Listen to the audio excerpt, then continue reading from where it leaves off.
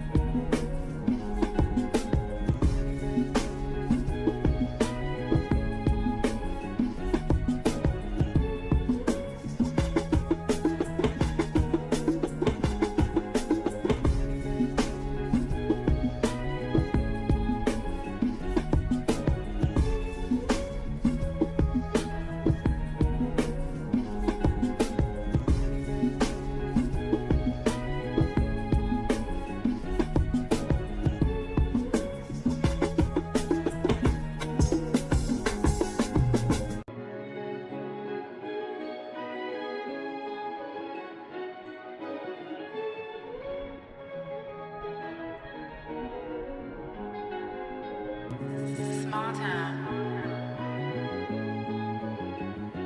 Damn, that's you strictly.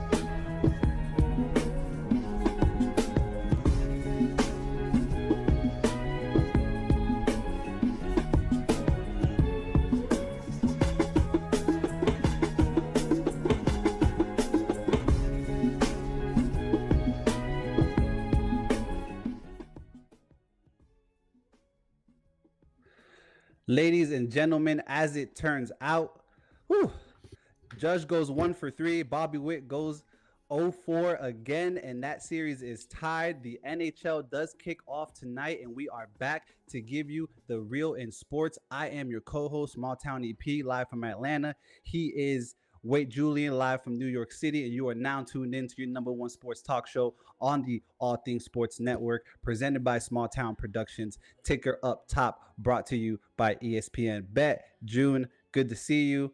We just spoke the other day. A lot of things to get into tonight, so let's get right into it. Week 5 in the NFL. We haven't done power rankings yet, June. I spoke about, hey, let's get some power rankings done today. So I'm going to let you kick it off. Give me your top 5 teams so far, 5 weeks through the NFL season. Yeah, what's up, E? I had to fix my camera real quick. I'm still working on it. I wanted y'all to see the hat, man. Shout out to my uncle. I know he's tuned in right now. I was gonna put the Mets hat on, and I'm like, wait, I got Phillies hat right there. What are we doing? I mean, shout out to P. I was born in Pennsylvania, so I got to rock with the hometown team in Got that to, got to. NLDS. But I live in New York City, so if the Mets win, I'm not gonna be too mad because high energy, good mood from everybody else. So it's a good vibe. But man, NFL, we got through what 5 weeks so far. We saw Monday Night Football, good game versus the Chiefs and the Saints. I mean, quote unquote, good game. Chiefs kind of dominated that one all throughout, and they're going to be at number 1 in the power rankings for me. So, Rashee Rice, Hollywood Brown, Isaiah Pacheco, Kelsey, slow start. None of this has phased Andy Reid. None of this has phased Patrick Mahomes. All the other playmakers, offense and on the offense and that defense, man, they didn't waver. So shout out to the Chiefs just being consistent and doing what they do. They're struggling in certain ways, and they're having hard times. Whether it's converting in the red zone right now without their number one, whether it's really getting that ball downfield, pushing the ball downfield. At the end of the day, they know how to win games, and they know how to face adversity and overcome that in real time. We've seen that time and time again with Patrick Mahomes, Andy Reid, and that Spags defense, man. Chris Jones leading them, Nick Bolton in the middle. They've got guys in that defensive backfield that you can't even tell L'Jarius Sneed is gone, right? So, and that's no discredit or disrespect to him. He's doing a phenomenal job in Tennessee right now, but Spags got them boys going. And it wasn't, we're not going to say what they did against the Saints is, oh my God, because obviously the Saints came out and started off really hot, 2-0 start, hottest offense, and were quickly cooled down when they started to play better competition. So um, the Chiefs, we're going to see if they can keep that streak up. I got the Ravens at number two. And for me, I just think that Baltimore being the tough, physical, run first, defensive, minded team that they've always been, they really have the personnel for it this year to go all the way and be the biggest threat to Kansas City. Um, they have this inability to close games, and this is throughout Lamar's tenure, so it's a bit concerning in that regard. It's a team thing, but Lamar Jackson is the MVP of the team. He is the captain of the team, and you kind of got to look to him first. Obviously, coaching as well, but as far as players, you look at Lamar Jackson, you say, what's going wrong? Thankfully, the Lord was with them on Sunday, the football gods, and we talked about what happened, but with the dominant performances they're putting up in that rushing game, it's going to be hard to stop that 1-2 punch with Lamar and Derrick Henry. So I got the Chiefs at 2. At number 3, I got my Vikings, man. I shout out to the Vikings, y'all. Them boys is balling. Justin Jefferson, Sam Darnold, and Brian Flores in that defense. This is another team that just like Kansas City is riding with the defense. And putting up dominating performances. We're seeing CJ Stroud struggle. We saw Aaron Rodgers throw 3 interceptions this past Sunday, and we'll talk about that a bit more later during the show. But yeah, Vikings are rolling right now, and I got them at 3. And then at 4 and 5, this one's like a T4-5, 1A, 1B, but I got the Lions and the Texans. And so one can argue, hey, the Lions are more explosive, and the Texans are more explosive. But for me, the Lions play more complementary football, more consistently, and Houston, as good as they are, and as good as they've been fast, because DeMeco Ryans being a second-year head coach, CJ Stroud in his second year, them coming together with Joe Mixon addition, Stephon Diggs and Daniil Hunter, a bunch of key names that they brought in this offseason that are really contributing to wins. I don't want to deny that. And that's why they're at number 5. But at number 4, I want to give credit to Dan Campbell and those Lions, because in a tough division, tough NFC, they're showing that they look like they're the team to beat in the NFC right now. And obviously the Vikings in their division are that team because they're still undefeated. I think the Vikings play the Lions pretty soon here, and we might see the Lions be the true NFC North kings. So that's my power rankings right there. What about you, EP? What do you got top 5 right now as we pass the 5-week stretch? Well, June did 1-5, so I'm gonna do it backwards. I'm gonna do 5-1. I got Houston at 5. We just spoke about them. DeMeco Ryan seems super comfortable under helm. CJ Stroud is kind of picking up where he left off. The only loss that they had was against the Vikings this season, a 34-7 loss, where again Brian Flores is just proving, and I'll get to the Vikings in a second, but that defense is number 1 defense in the league, if you're asking me. You know what I mean? Personally, they are absolutely playing absolutely out of their minds. I know Nico Collins was injured. I'm not sure what his status is, whether he's out indefinitely or whether he's questionable for this coming week or not, or anything like that. But I really like Houston. I got them at 5. At 4, I'm putting Baltimore in there at 4. Slow start to the season. They're ramping up right now. It's Lamar. It's Lamar Jackson. We were just talking about it yesterday. This is looking like ramping up to be a back-to-back MVP season for Lamar Jackson. Derrick Henry's leading the league in rushing right now. You literally cannot go wrong with that team. I mean, even Isaiah Likely, had a hot start week 1, kind of cooled down for a couple of weeks, and now he's hot again. You know what I mean? Yeah. So you can definitely count on that Lamar Jackson, Isaiah Likely, King Henry duo, right? At 3, I have to put the Commanders there. Jaden Daniels is playing out of his mind, doing things that we have not seen in the history of the NFL since the Super Bowl merger. This team, again, they should be throwing everything and the kitchen sink at Las Vegas right now to get Devontae Adams. I'm sure that he has crossed out the Saints off that list after last night's performance. So I got to put the Commanders at 3. At 2, I'm putting those Vikings that I was just talking about. Sam Darnold, I mean, I think he's 8th in the league in passing, and for them to be undefeated right now just shows you the buy-in that this team has. It's Jetta's is there doing his thing, talking post-game press conferences about teams having a scheme for him, and that's what comes with being the number 1 best wide receiver in the league. So you gotta put them number 2 in my opinion, and then what's understood doesn't need to be said, but I'm gonna be the one to say it. All right, the Kansas City Chiefs at number 1. I mean, I think Patrick Mahomes is like at 6 or 7, just above Sam Darnold in the passing yards. This team really has a next man up mentality. I mean, we traded Tyreek Hill away, and Travis Kelce steps up. Travis Kelce this year has a slow start to the season. His best game wasn't even yesterday where he showed up for real, but it was last week against the Chargers where he had like 92 yards, right?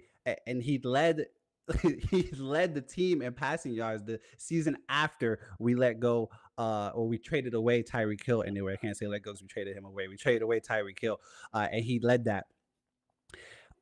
Now, are there places where we could improve? Absolutely. I'm never going to be the one to prey on a black man's downfall, but Jawan Taylor, you got to get it together or you will not be in Kansas City next season. I can guarantee you that. You had 4 false start penalties by yourself last night, and that is absolutely unacceptable. Like I was saying, this team really has a next man up mentality. I mean, Pacheco goes down, Carson Steele and Samaje Perine step up the very next game before we signed Kareem Hunt back from a practice squad, right?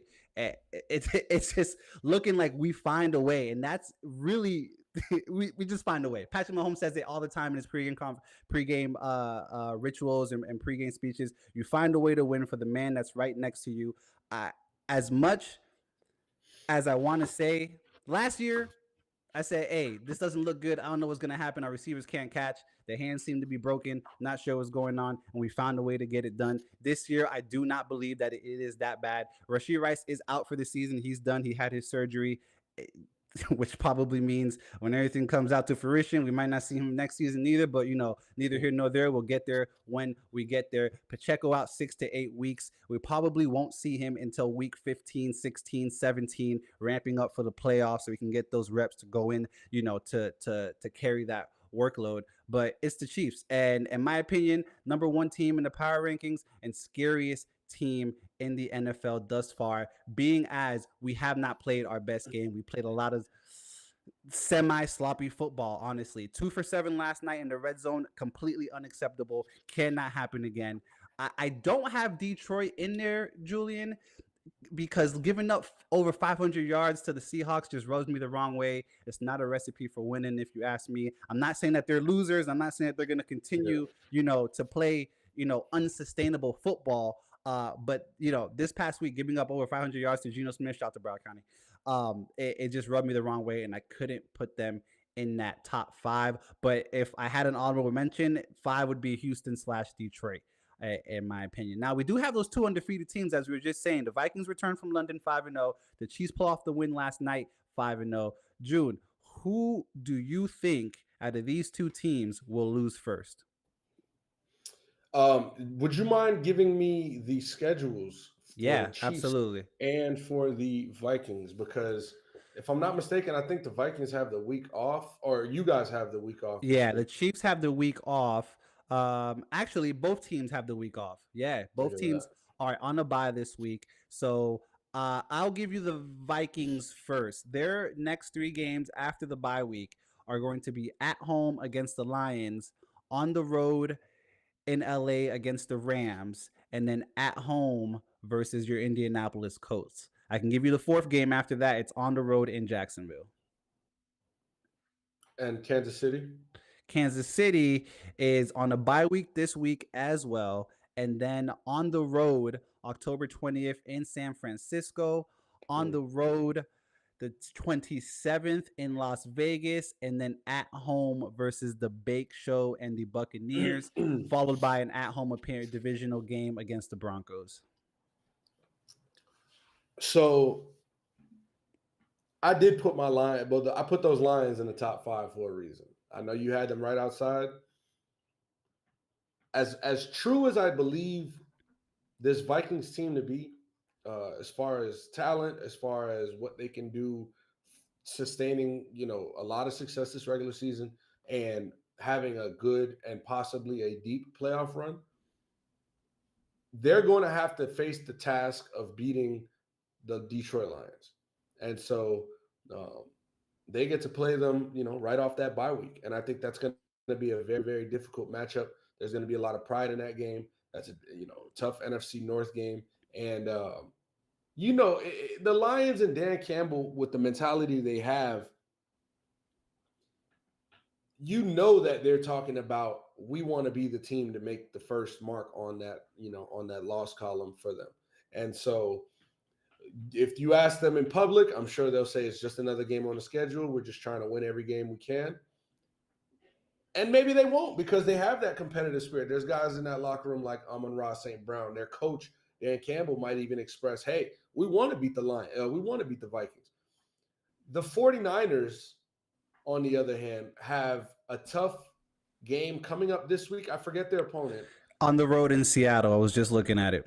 And Divisional game against a division leader. Yeah, absolutely. And so by the time they face Kansas City, they're either going to be like beat up or, or they're going to be at this point of like, yo, look, we can't afford to lose one more game.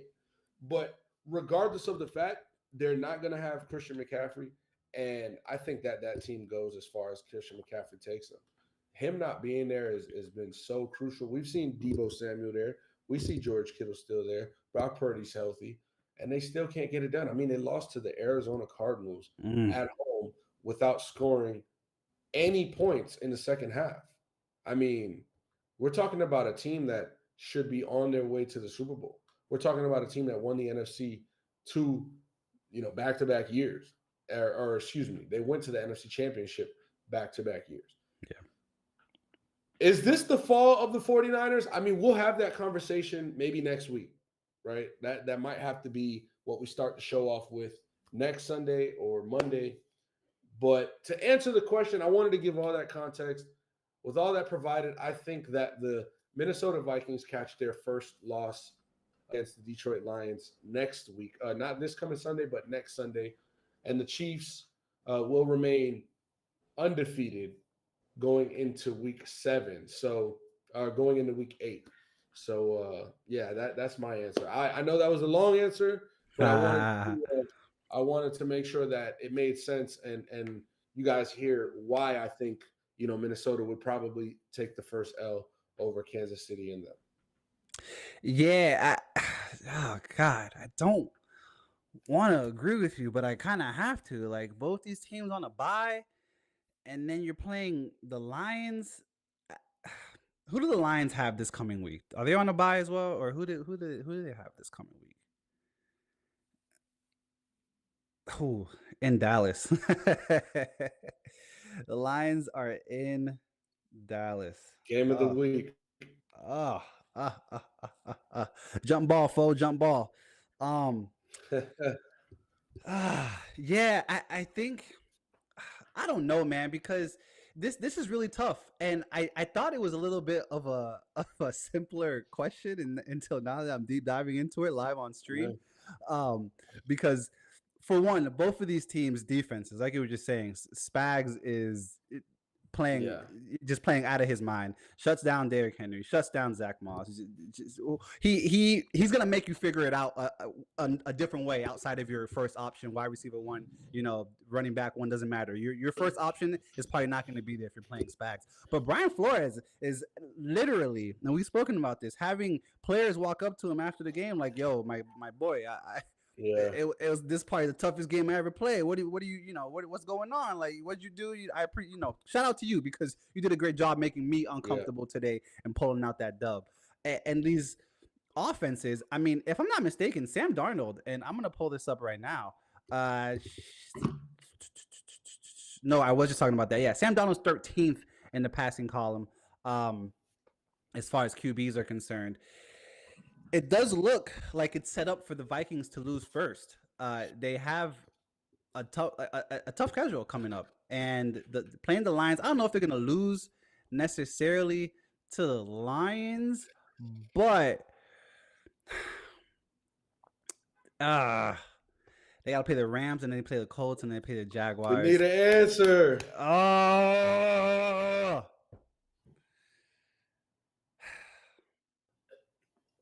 By the I'm way, gonna. I'm reverse psychology doesn't work in these type of situations. Nah, it doesn't, but it does, and I'm gonna actually pull one. I'm gonna pull that off in a second, but it's gonna be the Vikings. It's definitely gonna be the Vikings. It, damn, I think Dan Campbell and the grit.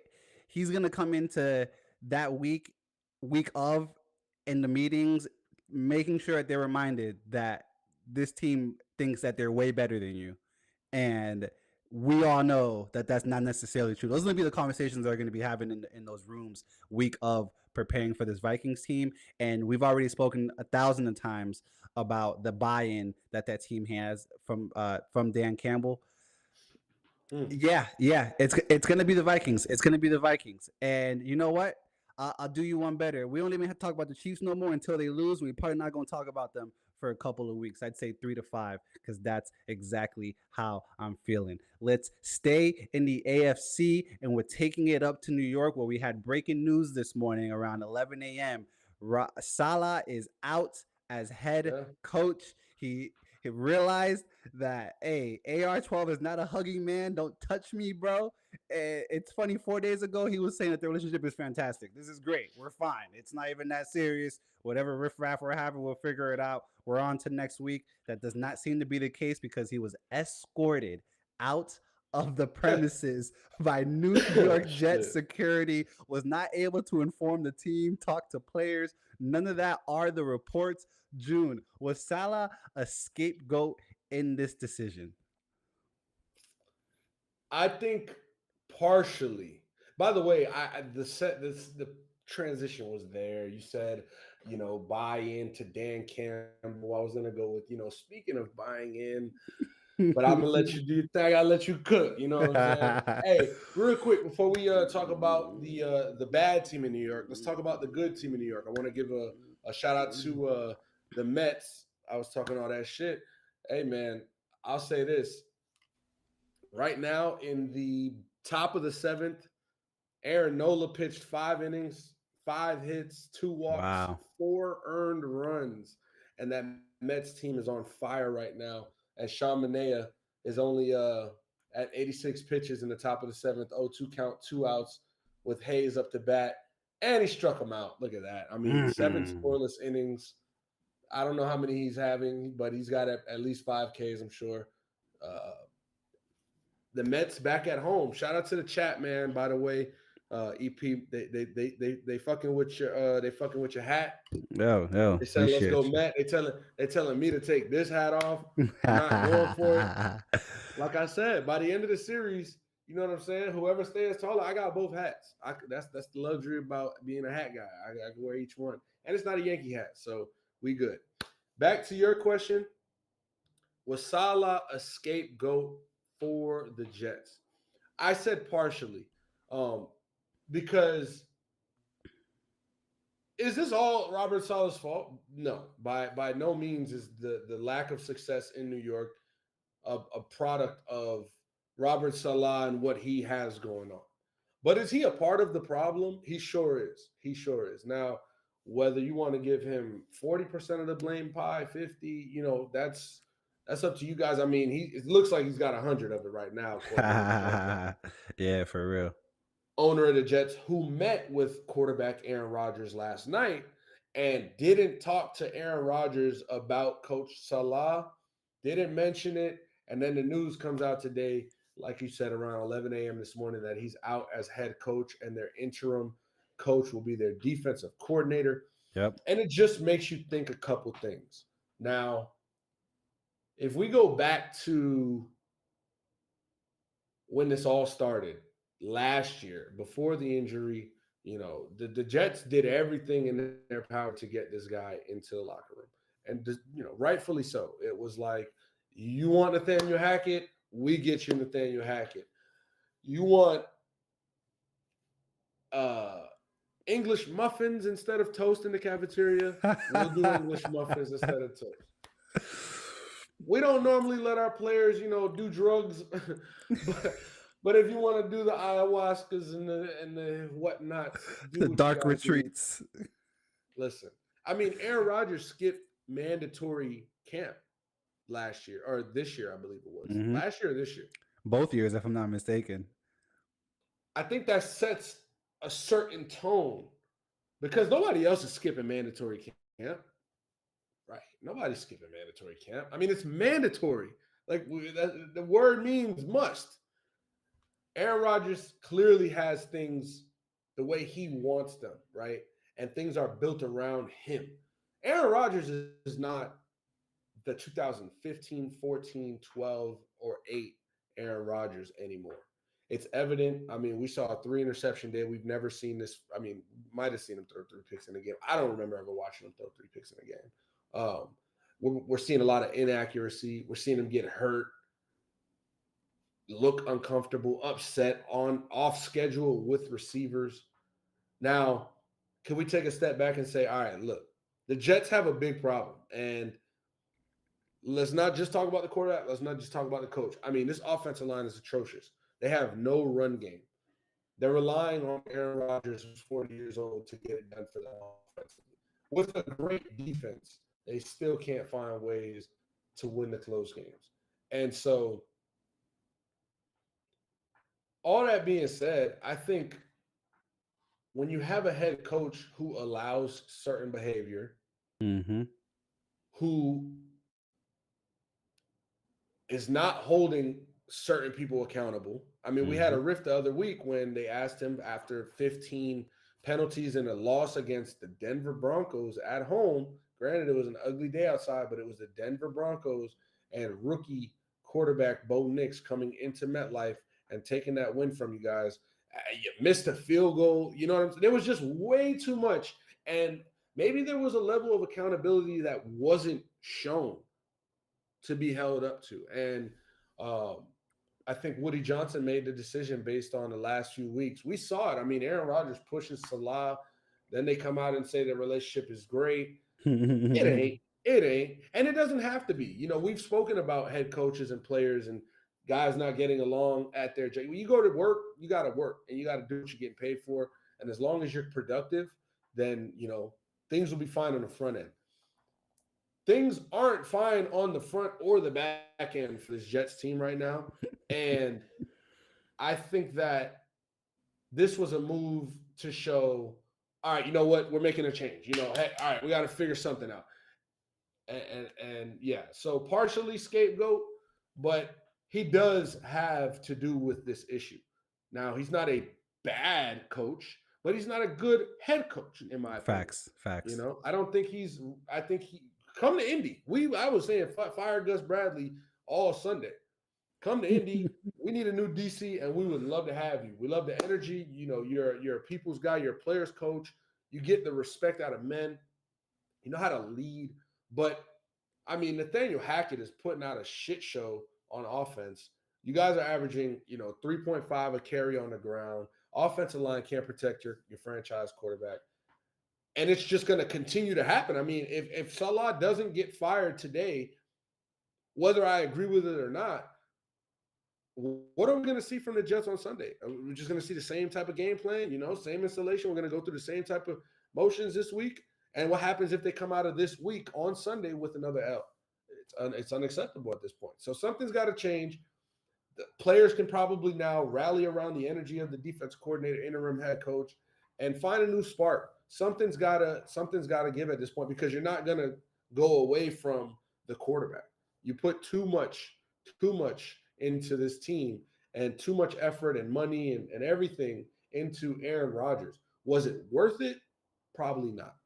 But you're here now, and we got to work it out. So that's kind of how I see the situation with Coach Salah. I wouldn't say he deserved to be fired, but I'm not mad at him getting fired. I mean, he's not going to be the guy that they wanted clearly, but he wouldn't have, in my opinion, been the guy that they won a Super Bowl with. Yeah, it's getting ugly down there, or I should say up there, I guess. on one jet drive in New York. It's not looking pretty. I mean, from the start of the season, Hassan Reddick hasn't played a snap for you guys yet. We're not sure what's going on over there. You guys tried to pull something out of your hat, and you your fitted was a little too small, bro. You got the wrong size. And Hassan Reddick said, "You know what, bro? I'll just sit. I'm not tripping. Like I'm good. You know what I'm saying? Like I'm alright. I just left my hometown to come up here, so I just I just chill. It's not crazy. Yeah. And yeah, Daniel Hackett's putting on a shit show on offense, bro. And the last time that we did see Aaron Rodgers throw 3 picks was the last time that he played a full season. Last year, obviously, first year in New York, wasn't able to play the entire season. But he did throw 3 picks in 2023 when he was still in Green Bay against the Rams. He threw 3 against Philly. He threw Wow. 4 against the Jets. And ironically enough, week 1 in 2023, 2022, when he was in Green Bay, he threw 4 picks against the Minnesota Vikings. Would you look at that? Something has got to give. You guys are in the exact same position that you were last year, same time, 93 points scored. What are we doing? The expectation was high for you to come back, buddy. And Yeah. I'm right there with you, June. Scapegoat ish, something had to give. And the riff between them going back, honestly, to even last year and Aaron Rodgers saying, "Hey, we need to silence everything that's not football." But then reports saying that he's the one that's leaking certain information and causing certain commotion. But we have to silence everything that's not football. But you're missing mandatory OTAs, and but silence everything that's not football. But you're in Egypt where you should be traded. Something's got to give. But Aaron Rodgers is QB1, and it's not going to be Aaron Rodgers that it's going to be the thing that has to give. So it's gonna have to be Robert Saleh because you're a little bit too vocal. The whole thing about drawing back his cadence, you could have probably worded that a little better, and Aaron Rodgers probably wouldn't have shot back at you during the same press conference. Like it's not a good look. It's not a good look at the end of the day. Like I'm right there with you. Not a good head coach. Could be a great defensive coordinator. Definitely is the great defensive coordinator, but as a head coach, man, another one bites the dust. Boom, boom, boom. Feel me? And what were you saying, June?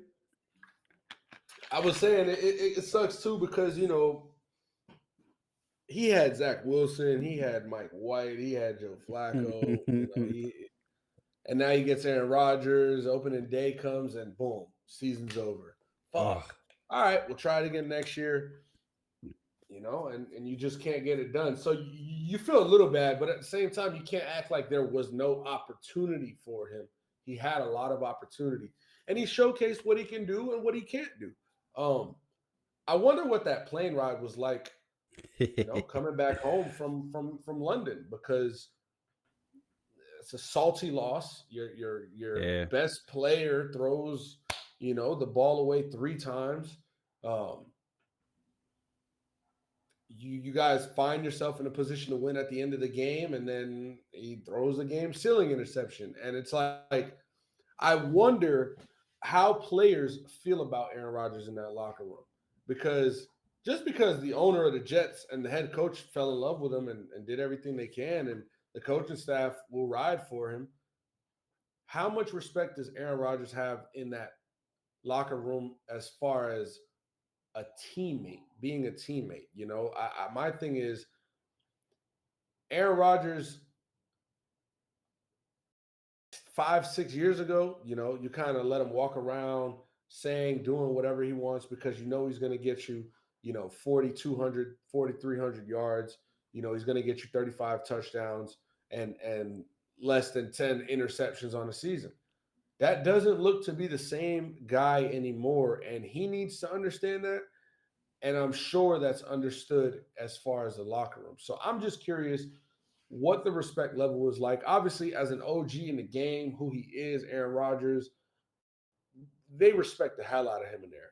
But as a teammate and as a quarterback who is failing right now, and now our head coach is gone, who a lot of players on that team, I'm sure, really, really respected and liked Coach Saleh. Hey, Aaron, what are you going to do now? Because this is because of you. Yeah. I'm sure the teammate the teammates have that sentiment, like, yo, this is because of you. And so that's just my curiosity.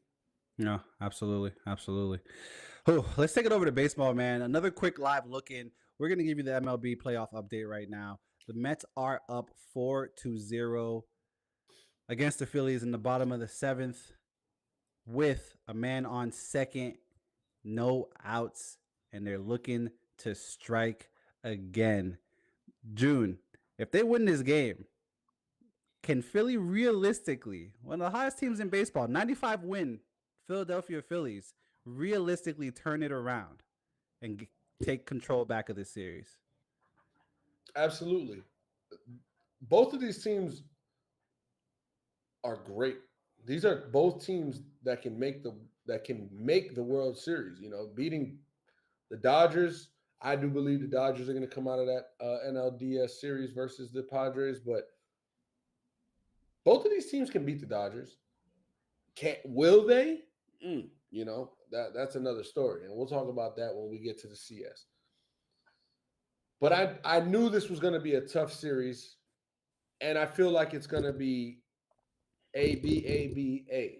And so, uh, you know, the Mets did win game one.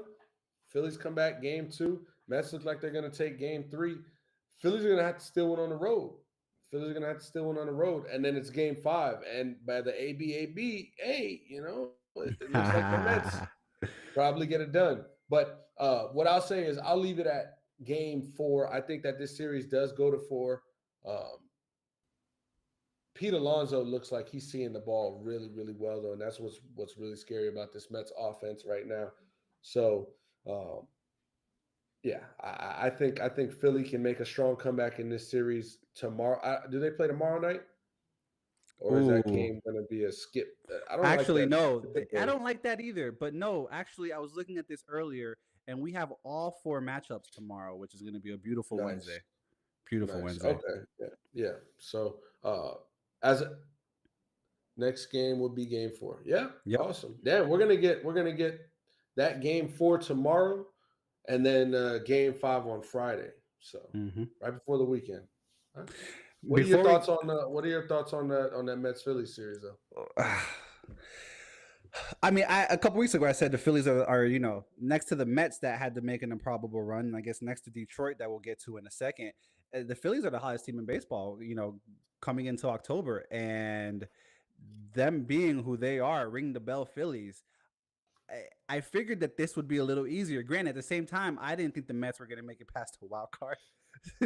I wanted them to, you know, but I just didn't see it happening, and it happened, you know, and it's almost an improbable run that they're on. If they pull this off and they go up 2-1, I think that it does. It's a kick in the proverbial nuts, as they say. Like they shouldn't be here with us. They shouldn't be competing with us. As we all know, this is baseball. There is no clock when you're playing those 9 innings. It's 27 outs. It's the first of 27 outs. Anything can happen.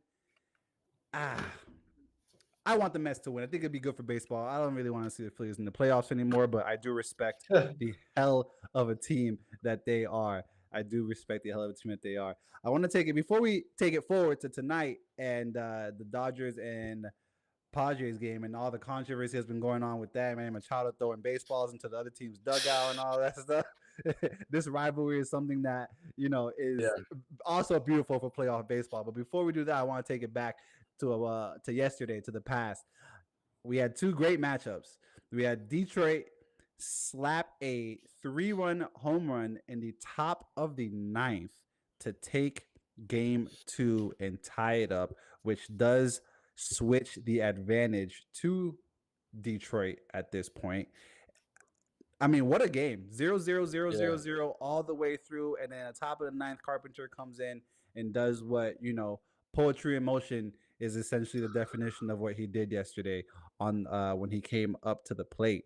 This is going to be a great series. I mean, the city of Cleveland doesn't have much to be happy about right now. You had Georges Niang at the game yesterday with I forgot who else was sitting next to him. But the city of Cleveland ain't really too hot right now, you know, with the Browns and you know whatever's going on with them. So they definitely need this, but Detroit wants this. Detroit knows. Speaking of the Browns, They said Deshaun Watson has settled more cases than thrown touchdowns this season. But Hey, no QB changes will be made, buddy. And by the way, Jameis Winston is there on a 1 year, $4 million deal. And guess what? Joe Flacco's in Indy on a 1 year, $4 million deal. Your GM should be fired just based off of that. But back to baseball. Back to baseball. Yeah, I think Cleveland needs this, but Detroit wants this. And I know that they know. I know that they hear the headlines. And the last team to make a run the last teams that made the run that they made to get into the playoffs went on to win the World Series. And I'm sure that's in their head. And they want to say history repeats themselves, and they want to prove that history repeats themselves. I would love to see Detroit move on to the ALCS. How do you feel about this Detroit and Cleveland matchup? I think it's a great matchup, another divisional matchup, right? And I like that you point out the fact that history can repeat itself and that they probably are thinking about that. I would hope that they don't get too high about this because I want to give credit to Tarek Skubal, who threw, 7 3-hit innings, struck out 8, and shut him out. You know what I'm saying? No on run, shut him out. And I don't think that this Guardians team goes down without a run anymore. Like, that's just me. Obviously, they can pitch the hell out the game. They can do that. But I don't see this Guardians team going down in a shutout. And so the bats are going to be hungry. I think that they're going to be laser focused, locked in, on the road, willing to accept whatever challenge. You're going to get the third guy on the mound. So there's some advantages that Cleveland can have going into this game as the genuine better team. But it's about who's better right now too, And Detroit has that. Detroit is rocking with the momentum. They have the home field right now. And all they need is one right now. All they need is one right now. So focus on this, and Detroit, good things could happen. The Mets are blowing this one up, man. This one's 6-0, 6-0 in the bottom of the 7th, going into the top of the 8th now. That's crazy. They really just tried to run home knowing they were going to get out. Because they just wanted to see if they scored a run. Fuck it. That's where they're at right now. So 2 outs. It's actually 2 outs. 2-out double. So. Whoo, there it is, man. The amazing Mets, as some people might say. I ain't really going to, but. I never said that. Hey, man. And the other game that we had last night, the Royals do tie the series with New York 1-1, switching home field advantage to Kansas City, and they will be in Kansas City tomorrow. I'm sure that we'll probably see some Chiefs at that game. It'll be a good time. But let's talk about this game, man. I mean, we score, and I say we because I'm a Yankee fan, right? We score. Torres scores in the bottom of the 3rd, and then Kansas City in the top of the 4th just says, "Hey, guess what? Perez homer, Pham single, Gurriel scores, Hampson singles, Pham scores, Garcia singles, Hampson scores." Those are the hits that you want to connect together in postseason baseball. That's literally the step by step on how you win a postseason baseball game. The Jazz Chisholm homer in the bottom of the 9th definitely was exciting to see because, as we say, anything can happen in baseball. Hey, bro, your eyes don't get stuck like that because the Yankees gonna be in the playoffs for a while, buddy. Hey, you know what I mean? Finish what you're saying. The Jazz homer was cool. At the same time, Juju was on the field literally at the same damn time. Me as a Chiefs and Yankee fan, it just had me super excited in the moment. It definitely felt like, oh man, this, it's playoff baseball. This could be a turning point in the game. Obviously, it was not. The Yankees did lose 4-2 after, Gleyber Torres lines out to second, and I forgot who else lines out to second. And then the game was over. Post game, obviously, Jazz Chisholm has, some bulletin board material for the Royals. Mm-hmm. He's saying, they got lucky. Manager and Boone's like, hey, I wouldn't say all that. They played 2 great games and they they deserve to, manage to pull off the win yesterday and deserve to pull off that win yesterday or tonight anyway. But that just speaks to the confidence that he has in himself. And Paul, he's a little high right now. Motherfucker was in Miami for, I was going to say, it's probably a lack of playoff experience. He didn't know what to say for real, man. I'm going to still kill him for it because That's the type of shit that Kansas City hears, and they're like, "Oh, this motherfucker not ready. He ain't been here before." All right, say that The city word. of Kansas Yeah, we City lucky. loves bulletin board We, material. we're going back to Kansas City right now. Kansas City got the home field advantage right now. So my thing is, first of all, that's Kansas City baseball. Single, Mhm. single, single, score, score, single, score, steal a base, score. A lot of small ball. And then, you got a veteran, World Series MVP like Salvador Perez feels right at home in New York, in the Bronx, right? I'm sure he feels right at home. I'm sure he got a lot of friends over there in the Bronx. So Absolutely. shout out to Salvador for sticking through all the adversity in Kansas City, the ups, the downs. We've seen that team be one of the worst teams in the league for year in, year out. Then the excitement with the football team becoming the best team in that department, them coming back to, relativity. I mean, shit. The Royals came to New York. You came to me on Sunday and you told me there's going to be a sweep. You said that. And I'm not here to say you right or wrong. I'm just saying the Kansas City Royals came to their house and put it on them and delivered an amazing pitching bout. An amazing pitching bout. I mean, we're talking about 2 runs to the Yankees at home in the short porch. Like that's you lose that game and you go into the next game like, you know what, we lost, but we only held them to 2 runs, man, and that's a win right there in itself. So I think Kansas City deserves a lot of credit, and it's going to be a crazy atmosphere in Kansas City. It This is is. the first It is. time, they feeling this since like 2015 that they really, really feel like they got a chance to go get this World Series. They got the Yankees not on the ropes by any means. I mean, 2 cracks of the bat and the game could be a 4-run lead with Juan Soto, Aaron Judge, and Giancarlo Stanton. But I mentioned Aaron Judge and EP. The conversation is now. And Aaron Judge, we don't give a fuck how many home runs you hit in the regular season, bro. We don't care if you're doing 60. That's why we was talking about Shohei. Because Shohei comes to the postseason for the first time. He's in a spot down 3-zip versus the Padres at home, and he hits a fucking 3-run home run to tie the game up. They go on to win that game. Now, they lose game 2. That's another story. But Shohei's a big part of why the Dodgers came back and won game 1. Aaron Judge is a big part of why the Yankees lost last night. 1,000%. 1,000%. And so, as great as he is, man, as amazing and fun he is to watch, as scary as he is to throw to, the fact is, in the playoffs, he shrinks. He shrinks.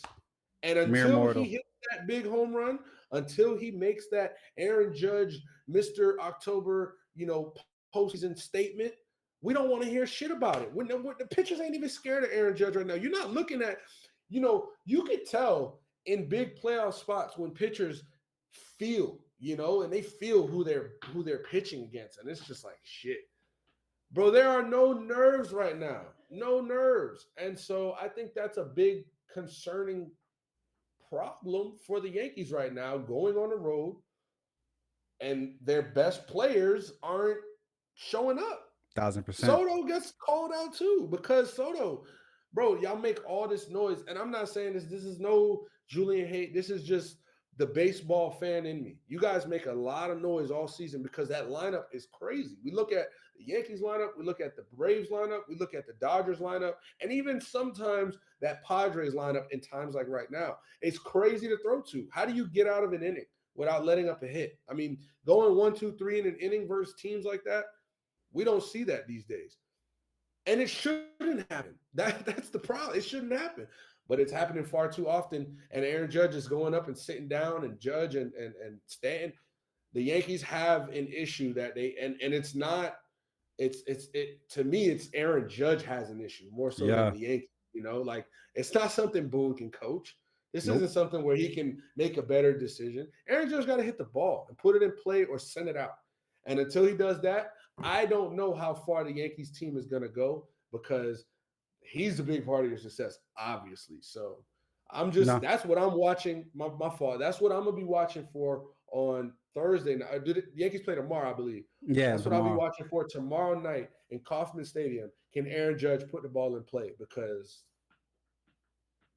it doesn't seem like it right now. Yeah, it absolutely does not seem like it, and it's 1,000% unacceptable. A week ago, we were asking each other why why people are still pitching to him. And a week later, my man does a whole 180, and he's Yeah. just not hitting the ball, just flat out whiffing, whiffing at the highest rate. My man, what was the highest strikeout rate or Literally. the lowest batting percentage in playoff history? Highest strikeout rate, I think. Ridiculous, 1,000% unacceptable. And on the other side of that, you got Bobby Witt Jr., who's going 0-for-9 in the past 2 games, and they took home for their advantage.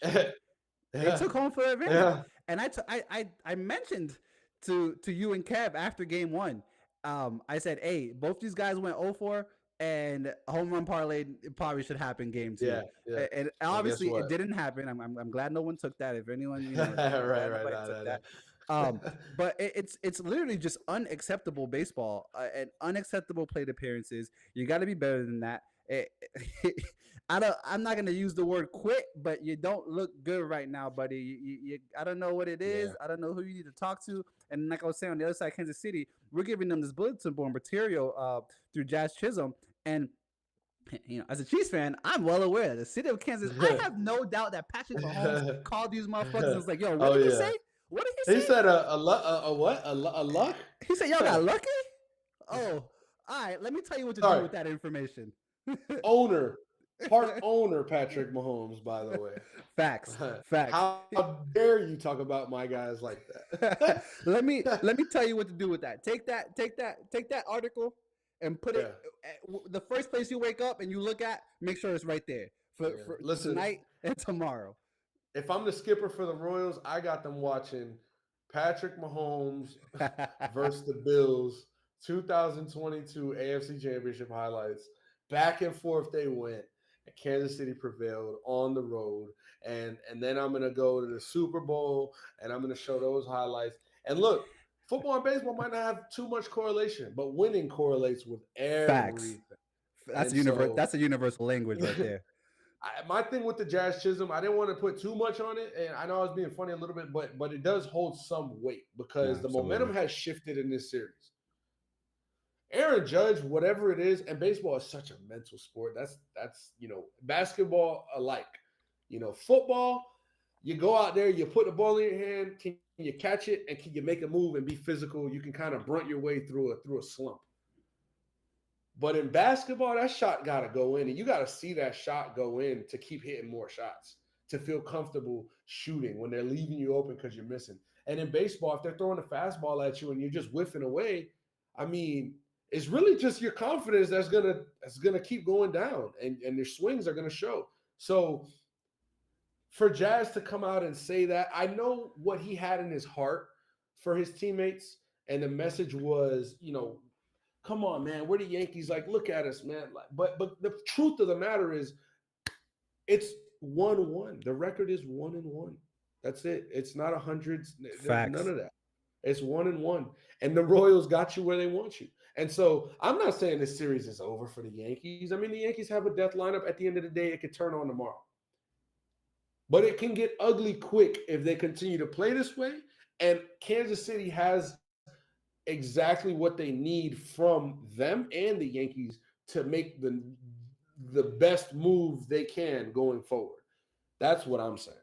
No, absolutely. It's going to be a hell of a series. I forgot that it's best of 5, not best of 7 in the DS. And I said it would go 7.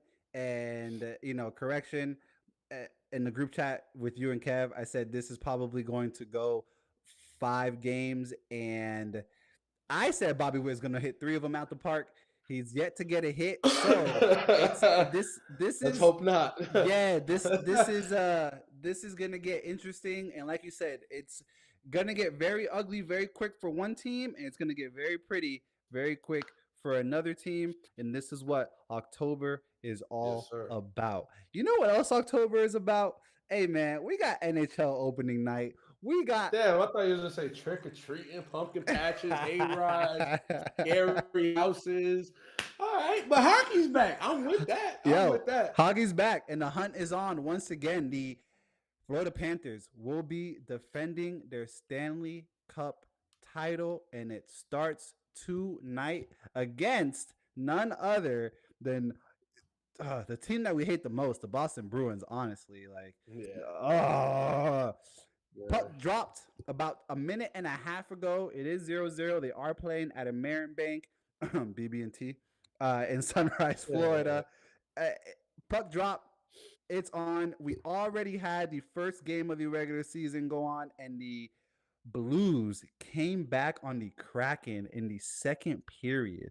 5 goals scored in the second Mm. period between both teams. The first and the third period were scoreless. 3-2 after being down 2-0. The Blues do beat the Kraken to start off 100%. 1-0. Undefeated, if you want to call it that, because that's exactly what it is. As I was just saying, Bruins Panthers live right now. You know how I feel about opening night, June, after you get your rings. Granted, hockey don't do the ring ceremony at opening night. We already did that. They got their rings. Ceremony looked beautiful. Yeah. They were holding back tears. Players were like, Bobrovsky was like, "Oh snap! This is for real. This is the ring." Like, I don't. He didn't even have an It's expression on his real. face. Yeah, he didn't even have an expression on his face. It's a real thing. And I mean, we got, like I was saying, we got Boston tonight in the building at American Bank in Sunrise, Florida. Are you expecting a win tonight on the opening night for the 100%. Pan? I mean, 100%. mm. Shout out to the people of South Florida for doing Yeah, their part. It's time to hunt. This is the first time in franchise history that they sell out their season tickets. So the fans are doing their part. That means the fans are going to be in there today, facts. juiced up. I mean, this is the first time that we can ever, and who knows? It could be the only time. It could be the first time and only time in 40 years. This is the one opportunity tonight for the fans to come out the season after they win the championship and scream their ass off, and for the home team to get that victory in front of the fans and say, look, we're home. We're going to defend this title this year. Let's go. And that's what's tonight, right? So, yeah, The, hell yeah, we win. Hell yeah. And I don't think it's a close game. ah, hey, one thing's for sure, two things for certain. American Bank is packed with rats. I'm sure that everybody got their little rats ready Hey, to throw on the ice in a case wise man by the name of Kodak Black once said, I'm at the Panthers arena. I'm high as fuck. Hey man, hat trick coming. Get your rats ready. Hey man, in other news, opening night of NHL is bringing us something else historic. The Utah Hockey Club, and I'm sure that they Yeah. will change their name by next season, but the Utah Hockey Club, I'm going to say Utah HC because, I'm a football guy. So I'm going to say Utah HC has their opening night at the Delta Center in Salt Lake City, Utah, as minus 175 favorites against sophomore year Connor Bedard and the Blackhawks. I'm going to be tapped into this game tonight 100%. Super excited to see Connor Bedard in the second year. Super excited to see his Utah Hockey Club in their first year of the expansion. June, are you excited for this new hockey team? Oh yeah. I mean, I think expansion in sports is exciting in general. And hockey's going up right now. I mean, Hell yeah. 2017, you get the Vegas Knights, they go on the crazy run and win a championship. 2022, we get the Seattle Kraken. They've already made the playoffs. And now we got the Utah Hockey Club. I mean, whether they change the name or not, they should. It's just we're getting the hockey sport is growing in America, and you gotta love to see that. I mean, what we saw from the playoffs last year, you can't match that. I mean, it's tough. We talk about October baseball. We talk about spring basketball. We talk May about hockey. football in January. May hockey is up there, bro, and that intensity and it's like that. 7-game series of physicality. Can't argue it. You can't argue it Mm-hmm. because all the crying they do in basketball, right? And the petty fouls and all this, bro. It's like you're taking out the commercials and you're just watching this game, right? And it's just fast paced, back and forth. Nobody's crying, and if you are, you're playing through the tears. So it's like, 1,000%. I mean, I'm super pumped for hockey this season. We're on a quest to defend our championship. Sunrise, Florida, y'all got to come through us beat us. And yeah, we got to stand on that. I thought you were going to say what comes in October is basketball. Basketball season's right around the corner as well. The Facts. Miami Heat are playing their first preseason game versus Charlotte Hornets in Charlotte tonight. So I'll tap into that. They're in the second quarter right now, down two. We get to see our young guys, Khalil Ware, Pelly Larson from the draft, some of our summer league guys that we signed, Josh Christopher, and yeah, basketball is back, hockey's back. I feel like EP, we are back, man. The air is cool. I mean, I think I'm in New York City. The we're getting a low of. Give me 1 second. Give me 1 second. I got it right here. We are getting a low of 51 tomorrow and a low of 45 on Friday. High of 68. I mean, it's fall. We see the leaves falling off Yeah. these days, and yeah, man. Look, I just want to say, uh, go Cats, go Heat. Before their season officially starts, God be with all the players and all that. You know what I'm saying? Full health, full strength, because it's going to be a tough gauntlet to try to get past the Bruins and the Celtics and the top cream of the crop guys in the league. So we're going to need full strength, full health.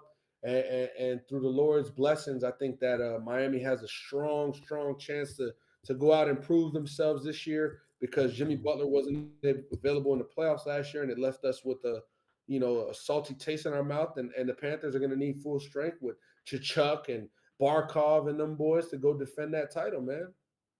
Nah, word up, word up, word up. Same down here in Atlanta, man. It's cooling down. We getting lows of 50s this week. Oh Going into yeah, next week, we're getting lows in the low 40s. You know what I'm yeah. saying? I might have to bring the new North Face out. You know what I'm saying? Okay. You feel me?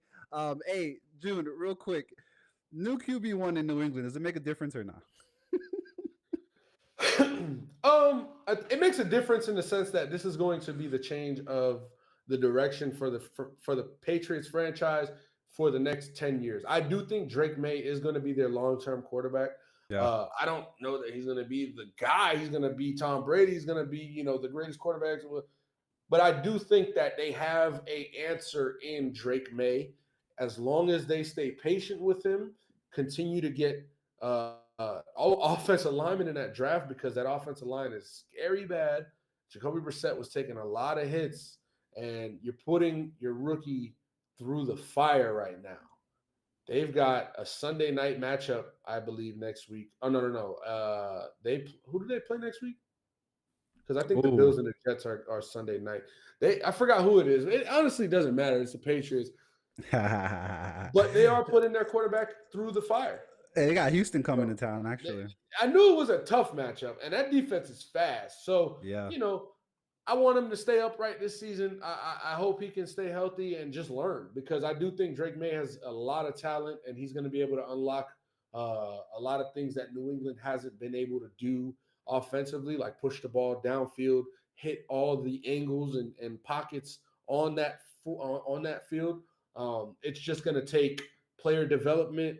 It's going to take a couple draft classes and a couple free agent acquisitions through the years, and a lot of patience with young coach Jared Mayo at the helm. So shout out to the Patriots. I mean, it's a step in the right direction for them. Mac Jones' experience didn't really work well for them. I didn't expect it to. He's now backing up Trevor Lawrence in Jacksonville, who's a 1-5 team, 1-4 team. And but I feel much better saying and thinking that Drake May is the future in New England. Game 5, WNBA semifinals this evening, tips off in 15 minutes. Minneapolis, Minnesota. You got the Sun at the Lynx. Woo! Minnesota -3.5. June. Who takes the series and joins the Liberty in the WNBA finals tonight? Yeah, I mean either or, bring them. Shout out to the Liberty girls, man. But I'm gonna go with the home team. I think that that arena is rocking when they're getting going. So the Lynx, this is a team who has a lot of history too. Maya Moores and they won a lot of championships back in their day. Now's the time for them to try to turn this thing back around and continue that winning culture they've had.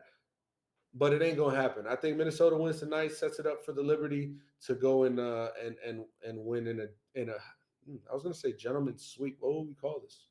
Mm. You know what I mean. Yeah.